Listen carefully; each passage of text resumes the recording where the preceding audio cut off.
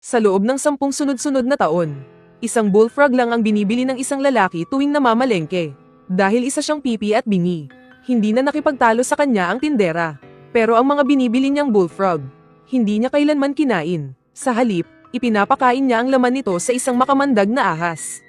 Walang sino man ang nakakaalam na 10 taon niyang maingat na inalagaan ang ahas na ito, para lang ipaghiganti ang kanyang kasintahan na brutal na namatay. Noong taglamig, 10 taon na ang nakalipas. Ang kanyang kasintahan ay pinaghuhubad, at walang awang iniwan sa isang abandonadong gusali.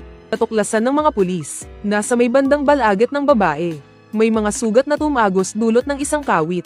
Ang kanyang tiyan ay hiniwa rin gamit ang isang blade, at bumuo ng isang kakaibang disenyo. At ang mas nakakalungkot pa, ang babae ay brutal ding ginahasa bago mamatay. At hindi lang isa, kundi 3 o higit pa ang gumahasa sa kanya. Kahit na may nakitang mga bakas ng body fluid sa kanyang katawan. Dahil sa matagal na pagkakabilad, hindi pa rin nakuha ang DNA ng salarin. Ayon sa investigasyon, ang biktima ay kinilalang si Huang Shu, 17 anyos, isang estudyante ng dance class sa Provincial Art School. Noong una, inakala ng lahat na ito ay isang karumal-dumal na kaso ng pagpatay. Pero pinabulaanan ito ng resulta ng autopsiya.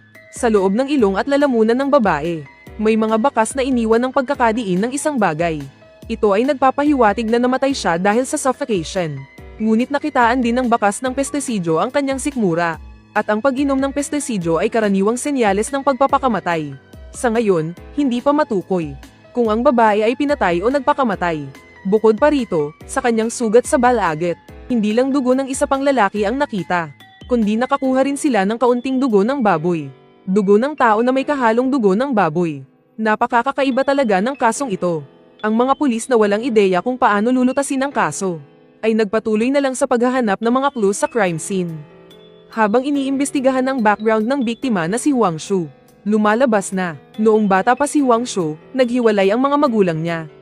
Ang nanay niyang nagpalaki sa kanya ay nasangkot sa isang pyramid scheme. Mula noon, wala nang naging balita tungkol sa kanya. Kaya naman, sa tiyuhin na lang niya tumira si Huang Shu. Hindi nagtagal, napunta ang investigasyon ng mga pulis sa tiyuhin niyang ito. Dahil hindi rin pala ito mabuting tao.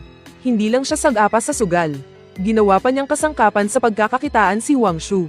Ipinakilala niya ito sa mga mayayamang lalaki, sa pagkukunwaring magiging sekretarya. At hindi nagtagal, may namatay na.